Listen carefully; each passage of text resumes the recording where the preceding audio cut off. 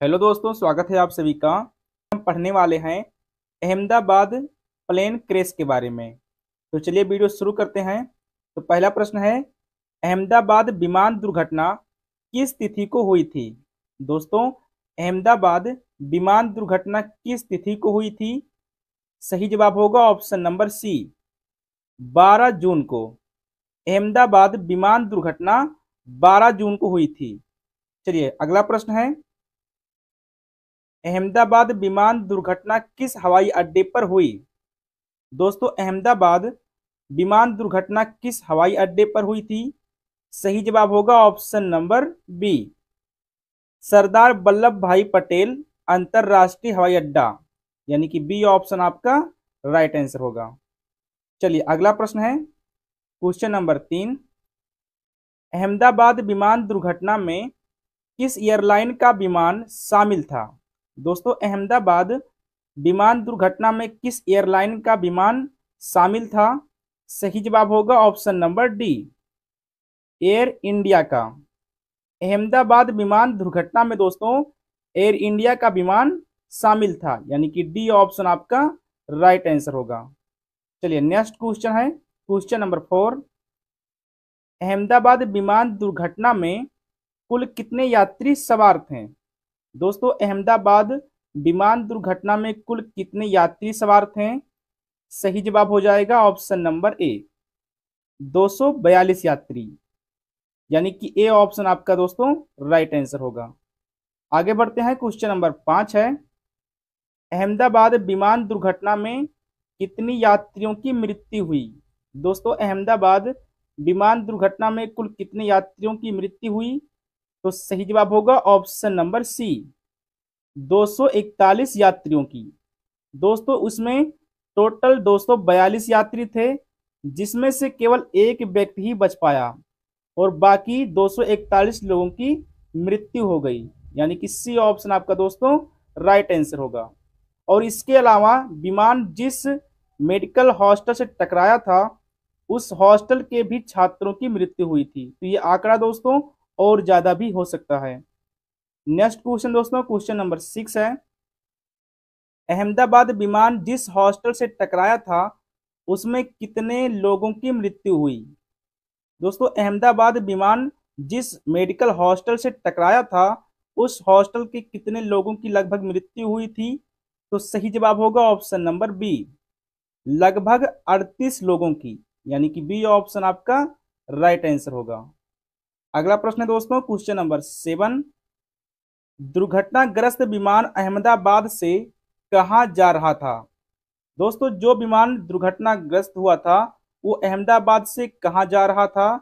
तो सही जवाब होगा ऑप्शन नंबर सी, लंदन।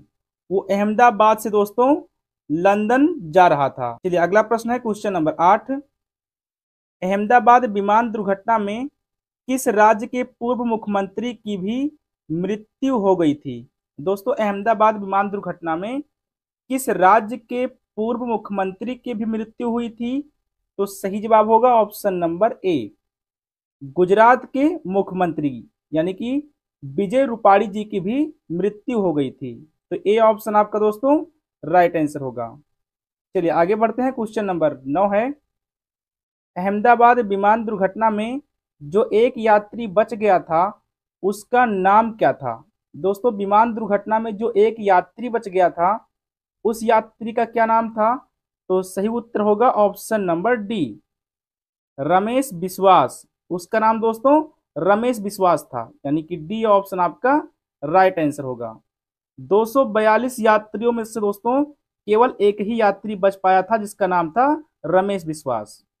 चलिए अगला प्रश्न है, क्वेश्चन नंबर 10, अहमदाबाद विमान दुर्घटना का मुख्य कारण क्या बताया गया? दोस्तों, अहमदाबाद विमान दुर्घटना का मुख्य कारण क्या बताया गया? इंजन फेल होना, पंछी से टकराव, पायलट की गलती या जानकारी नहीं है? तो सही जवाब होगा दोस्तों ऑप्शन नंबर डी, इसकी अभी कोई जानकारी नहीं है। दोस्तों, विमान किस कारण दुर्घटनाग्रस्त हुआ था इसकी अभी सटीक जानकारी नहीं मिल पाई है। डी ऑप्शन आपका दोस्तों राइट आंसर होगा। चलिए अगला प्रश्न है, क्वेश्चन नंबर 11, अहमदाबाद विमान दुर्घटना किस समय के आसपास हुई? दोस्तों अहमदाबाद विमान दुर्घटना किस समय के आसपास हुई थी? सही जवाब होगा ऑप्शन नंबर ए, दोपहर के लगभग 1 बजे के आसपास। अहमदाबाद विमान दुर्घटना दोस्तों दोपहर लगभग 1 बजे के आसपास हुई थी, यानी कि ए ऑप्शन आपका सही जवाब होगा। आगे बढ़ते हैं, क्वेश्चन नंबर 12 है, अहमदाबाद विमान दुर्घटना में रेस्क्यू ऑपरेशन की निगरानी किसने की? दोस्तों अहमदाबाद विमान दुर्घटना में रेस्क्यू ऑपरेशन की निगरानी किसने किया था? तो सही जवाब होगा ऑप्शन नंबर सी, एनडीआरएफ ने, यानी कि सी ऑप्शन आपका राइट आंसर होगा। चलिए नेक्स्ट क्वेश्चन है, क्वेश्चन नंबर 13, अहमदाबाद विमान दुर्घटना की जांच किस संस्था को सौंपी गई? दोस्तों अहमदाबाद विमान दुर्घटना की जो जांच है ये किस संस्था को सौंपी गई है? तो सही जवाब होगा ऑप्शन नंबर सी, डीजीसीए को। इसकी जांच दोस्तों डीजीसीए को सौंपी गई है, यानी कि सी ऑप्शन आपका राइट आंसर होगा। चलिए आगे बढ़ते हैं, अगला प्रश्न है, अहमदाबाद विमान दुर्घटना में मृतक यात्रियों को किसने 1-1 करोड़ सहायता राशि देने की घोषणा की है?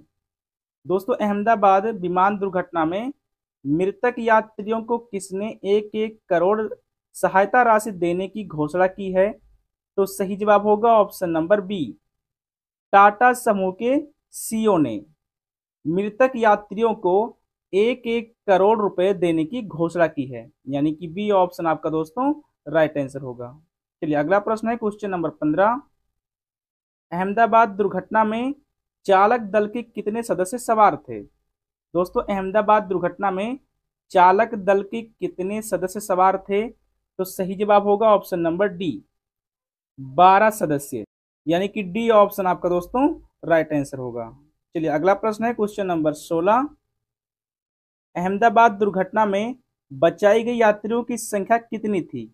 दोस्तों अहमदाबाद दुर्घटना में बचाई गई यात्रियों की संख्या कितनी थी? सही जवाब होगा ऑप्शन नंबर ए, एक यात्री। दोस्तों 242 यात्रियों में से केवल एक ही यात्री बच पाया था।